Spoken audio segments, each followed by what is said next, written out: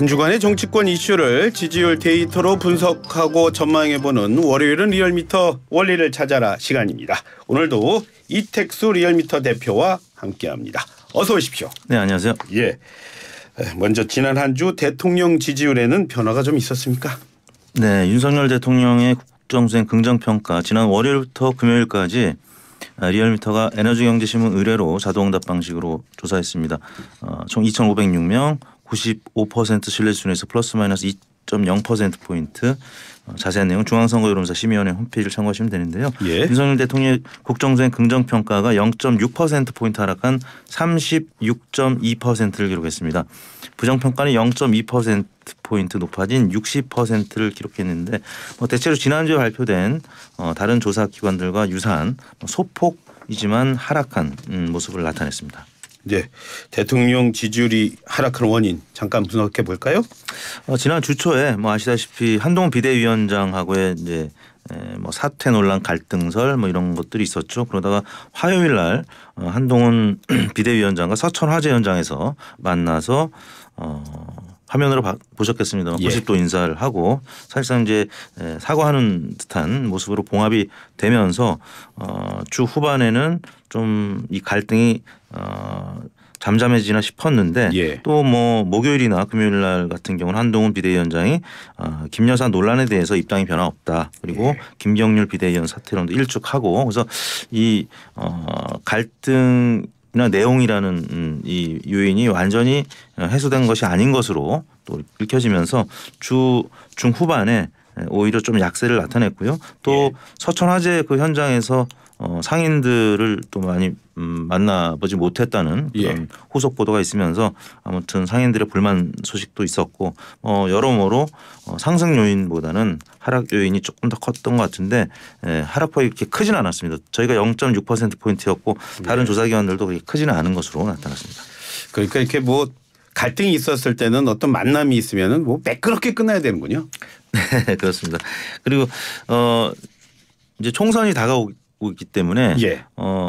이른바 야당이라든지 아니면 이제 또 개혁신당 등등의 이제 신당들로부터 이런 견제를 또 받고 이게 약속 대련이냐 아니냐 계속 후속 보도가 이어질 수밖에 없는 상황이기 때문에 예. 네, 그래서 상승할 수 없었던 한 주간이 아니었나 싶습니다. 정당별 지지도도 한번 정리해 주시죠. 네, 정당 지지도 다른 거는 같았고요. 조사 일만 목요일 금요일 양일간 조사했습니다. 예. 민주당이 0.2%포인트 낮은 44.9%, 국민의힘이 지난주와 동률 36.6%를 기록해서 정당 지지율은 크게 변화가 없었고요. 아까 대통령 국정수행 긍정평가가 36.2%라고 했는데 예. 국민의힘 지지율은 36.6% 거의 비슷하게 나타나서 아직까지는 한동훈 비대위원장 개인 선호도라든지 신뢰도 이런 부분들 또 직무수행 평가 관련된 보도들이 많이 있었습니다만 당 지지율은 아직까지는 40% 선을 회복하지 못하고 있는 상황이 더 많이 보도가 되고 있고요. 물론 이제 40% 정도 나온 조사 결과들도 있었는데 추세를 보고 있는 이제 갤럽이라든지 리얼미터에서는 아직까지는 40% 선까지는 도달하지 못하고 있는 상황입니다. 지금 대표님 말씀하셨지만 네. 한동훈 비대위원장 개인 선호도 말씀하셨는데 네. 긍정평가가 괜찮다는 조사가 나왔던 것 같아요. 그 내용도 한번 정리해 주시죠. 네, 한국 갤럽이 이제 매주 화수목 조사를 하는데요. 지난 1월 23일, 25일 3일간 자체 조사한 내용입니다. 중앙선거여론조사 심의위원회 홈페이지를 참고하시면 되는데요. 전화 면접 방식으로 됐습니다. 한동훈 비대위원장이 위원장으로서의 역할을 잘 수행하고 있는지, 그러니까 대통령 국정수행 평가랑 동일한 패턴으로 직무수행 평가를 했는데 잘 하고 있다. 긍정평가가 52%, 잘못하고 있다. 40%로 긍정평가가 12%포인트 높았으니까 오차 범위를 넘는 수준으로 높았고 대통령 국정수행 평가보다도 한 16%포인트가량 높은 것으로 나타났습니다. 그러니까 그 갤럽 조사에서 대통령 지지율은 그러니까 어떻게 나타났죠? 네, 한국 갤럽 조사에서 지난주 대통령의 국정수행 평가는 31%로 나타났으니까 갤럽 기준하면은 한 20%포인트가량 가까이 한동훈 비대위원장의 직무수행 평가가 높게 나타난 것이라고 봐야 되겠죠. 그 차이 그러니까 대통령의 지지율보다 이 한동훈 비대위원장의 긍정평가가 이렇게 한 20% 이상 높게 나타나는 거 이거는 어떻게 바라봐야죠? 그러니까 지난 주 초에 한동훈 비대위원장 사퇴 논란이 있을 때 예. 그때 윤석열 대통령의 이제 긍정 평가하는 분들은 당연히 한동훈 비대위원장에 대한 또 미래 권력으로서의 기대감 예. 또 총선을 이끌어가야 되기 때문에 여당 대표로서에 대한 또 지지 뭐 이런 걸 보낼 텐데 나머지 긍정 평가를 하지 않는 부정 평가층에서도 예.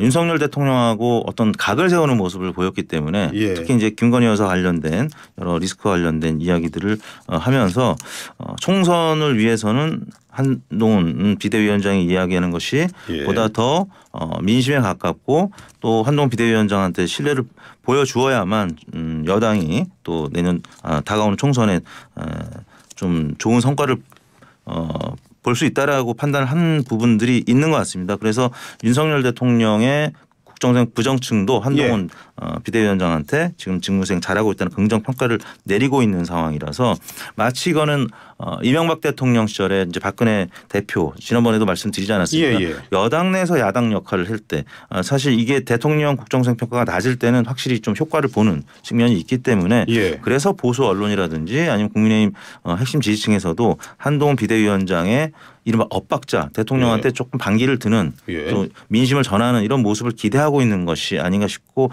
일단 아직까지는 한동훈 비대위원장의 어떻게 보면 당 대표로서의 집권 초기이잖아요. 예. 그러니까 대통령이라든지 아니면 여당 대표는 이른바 하락형 계단 곡선을 보통은 보입니다. 그래서 예. 집권 초기엔 높다가 점점 낮아지는데 지금 이재명 대표는 이보다 낮은 직무수행 평가가 나오고 근데 한동훈 비대위원장은 아직까지는 그다지 실수보다는 어떤 기대감이 더 많이 있는 집권 초기이기 때문에 그래서 높은 직무수행 평가가 나오는데 아마 뒤로 갈수록 좀 하락할 수밖에 없는 그런 태생적인 한계는 분명히 있습니다만 그래도 이제 총선이 다가오고 있기 때문에 이 처음에 이 높은 지지율을 어떻게 관리할 수 있느냐 이 부분이 여당으로서는 굉장히 예. 중요한 포인트라고 할 수 있겠습니다. 지금 대표님 말씀이시라면 뒤로 갈수록 하락할 수밖에 없는 태생적 한계도 있고요. 네. 또 현재까지로는 민심의 이런 흐름을 봤을 때 민심을 의식해서 한동훈 비대위원장이 앞으로 대통령과의 관계에서 혹시 여러 생각들 하지 않을까요?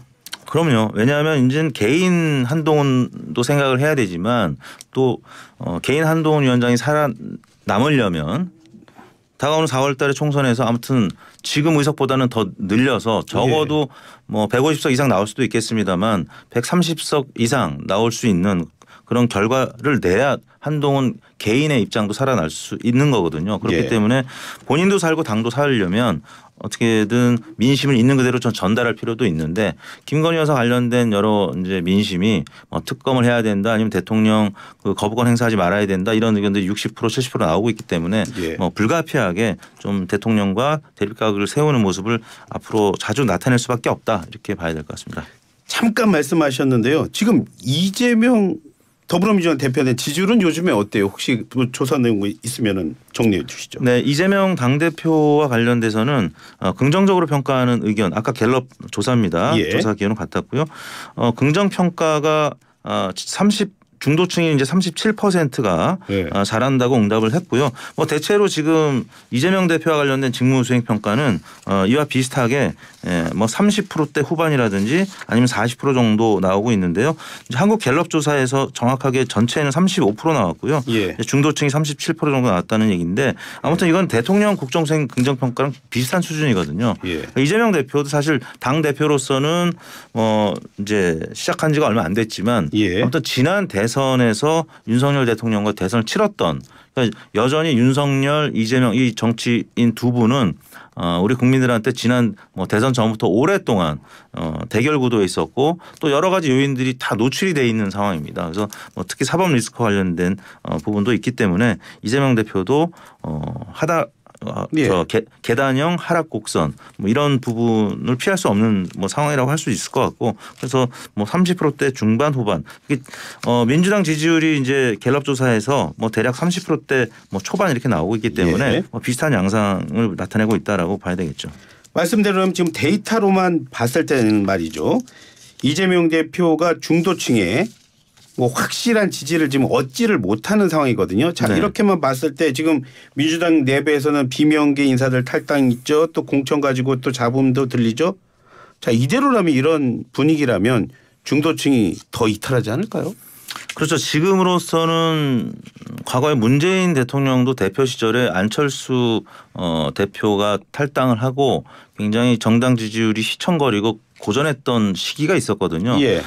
지금 이재명 대표도 문재인 대표 시절에 이제 막바지처럼 지금 굉장히 어려운 막 분열의 시기고 뭐 일부가 탈당하고 또 전 대표가 신당을 만들고 뭐 이러다 보니까 계속 지지율이 지금 더 이상 올라가지 못하고 40에서 40% 초중반에서 머물러 있는데 사실 지난 대선이라든지 아니면 또 뭐 서울시장 선거에서 0.67%로 1대1 대결 구도에서는 0.67%로 당락이 갈리는 경우들을 많이 보셨을 겁니다. 예. 그렇기 때문에 1대1 구도에서는 진보 보수가 워낙 팽팽한 우리나라 정치 지형이기 때문에 이재명 대표나 민주당의 지지율이 지금 상대적으로 국민의힘보다 높게 나오는 경우가 있을 수 있습니다만 예. 전체적으로 총선 역사를 보면은 민주당이 150석 이상 가져간 적은 딱 2번밖에 없거든요. 그렇기 때문에 늘 아슬아슬한 선거 지형이기 때문에 이재명 대표도 낙관론이 내부에서 나오면은 뭐 대표뿐만 아니라 당내 지도부는 굉장히 경계를 하고 사실 뭐 일부 뭐 전직 의원들이 180석 뭐 얘기한 적도 있는데 예. 180석은 사실 지난번에 미래통합당의 어떤 일부 의원들의 막말 파문 때문에 좀 그런 측면이 있었고요. 실제 150석 이상만 가져가도 굉장히 선전을 하는 건데 기대 수치를 어느 정도 할 것이냐 이거는 일단 당 안팎에서 너무 무리하지 말자 또 예. 낙관하지 말자 이런 여론이 조금 더 팽배한 것 같습니다. 지금 말씀하신 대로 그래서 지금 뭐 요즘에 민주당 지도부가 너무 뭐 낙관론에 빠져 있는 거 아니냐 그런 뭐 걱정에 네. 우리의 소리도 나오는 것 같은데 하지만 이렇게 위기가 생기면 오히려 이 당성 지지하는 걸 중심으로 해서 이 대표를 중심으로 해서 더 똘똘 뭉치는 네. 그런 그래 왔지 않습니까? 자, 그렇게 봤을 때 네. 총선 앞두고 이재명 대표 체제는 어떻게 될까요? 뭐 당분간은 이탈 세력이 한 1월 하순 또 2월 초 중순까지 예. 이제 컷오프 되거나 아니면 공천에서 탈락하는 분들이 이준석 대표의 개혁신당도 마찬가지겠지만 예. 이제 개혁미래당으로 가칭 정한 이낙연 신당도 이른바 이삭죽기 현역 의원들이 아마 일부 이탈하면 예. 그쪽으로 많이 갈 수 있습니다. 예. 아까 단신으로 보도했던 권은희 예. 의원이 탈당을 이제 했죠. 그래서 예. 광주로 만약에 나간다고 하면 개혁신당보다는 개혁미래당 이낙연 신당 쪽으로 갈 가능성이 조금 더 높아 보이는데 예. 어차피 뭐 빅텐트를 친다고 하면 나중에 또 합쳐지겠지만 뭐 여하튼 뭐 이런 일련의 과정에서 이재명 대표 체제는 2월까지는 좀 힘들 수밖에 없는 그런 상황이 이어지는데 공천이 어느 정도 마무리되고 또 선거의 구도가 어느 정도 정해지면 말씀하신 대로 예. 적극 지지층을 중심으로 많이 이제 뭉쳐지게 될 거고요. 그다음에 이제 중도층이 어디로 갈 것이냐는 나머지 한 달 동안의 캠페인에 달려 있겠죠. 그러면 지금 제3지대 그 정당들 지지율 혹시 나온 거 있습니까? 네, 이제 앞서 소개한 갤럽 조사에서 예. 4월 총선에서 국민의힘이나 더불어민주당이 아닌 제3지대 정당 후보가 많이 당선되기를 바란다는 유권자가 지표를 이제 여러 정당에 이 제3지대를 넣어봤는데 제3지대에 당선자가 많이 나타나길 바란다는 의견이 24%에 달했어요. 예. 그러니까 민주당과 국힘은 각각 33%를 기록해서 만약에 빅텐트가 제대로만 구성이 된다면 그러면 20%대의 득표도 할 수 있다. 이러면 사실 뭐 과거 국민의당처럼 뭐 30석 40석까지도 가능할 수 있는 수준인데 과연 이 빅텐트가 지금 중텐트 얘기까지 나왔는데 예, 끝까지 마무리가 잘 될 수 있을지는 봐야 되겠습니다만 아무튼 가능성은 열려 있다. 이 정도는 지표상으로 나타나고 있습니다. 이럴 때마다 또 들을 수밖에 없습니다. 결국은 네. 이제 투표를 앞두고서는 유권자들 사표 그러니까 내 표 아예 버리는 거 아니야 이런 걱정 때문에 결국은 또 양당 체제로 갈 거다 이런 얘기들도 하고 있습니다. 지금까지 여론의 흐름으로만 봤을 때요. 이번에는 조금 최근에 또 달라진 모습이 좀 보입니까? 어떻습니까 대표님? 이준석 신당이나 이낙연 신당, 이제 개혁신당 또 개혁미래당 이렇게 가칭으로 개혁미래당이 정해졌는데 아무튼 이 개혁신당이나 개혁미래당의 지지율이 최근 들어서 뭐 소폭 조금 하락한 부분도 있습니다만 예. 한 2달 정도 계속 한 10% 안팎 개혁신당이 나오고 예. 또 5% 입학, 형 미래당 지지율이 나오고 있는 상황에서 또 각 당이 세불리기를 좀 하고 있습니다. 뭐 양양자 의원하고 합당을 하거나 예. 또 원칙과 상식의 의원들과 합당을 하거나 뭐 이런 부분들이 있기 때문에 아직까지는 새를 불려나가는 입장이고 근데 이제 말씀하신 대로 이대로 만약에 선거가 치러지면은 사표가 될 가능성이 있기 때문에 예. 영향력은 더 이제 반감될 수가 있는데 만약에 빅텐트를 이뤄서 하나의 기호로 지역구 후보를 낼 수가 있다면 그러면 이제 사표가 안 될 수 있고 내가 찍는 후보가 당선될 수 있다라는 확신도 줄 수 있기 때문에 결국에는 빅텐트 여부 그다음에 각 지역구에 어느 정도 훌륭한 인물들이 많이 공천되느냐 이 부분이 관건이라고 할 수 있겠습니다. 이 대표님 끝으로 그렇다면 이번 주 민심을 가를 키워드는 뭐가 될까요? 이번 주 역시 제가 볼 때는 한동훈, 김경률 이 두 분한테 조금 초점이 맞춰지지 않을까. 왜냐하면 아직까지 그 갈등의 혹은 내용의 씨앗이 불씨가 꺼지지 않았기 때문에 앞으로 이번 주까지도 계속 이어지지 않을까 싶습니다. 대표님이 여지껏 봉합이라는 거에 인정하지 않으시는 거군요. 네. 예, 오늘 말씀 잘 들었습니다. 고맙습니다. 네, 감사합니다. 예, 지금까지 이택수 리얼미터 대표와 함께했습니다.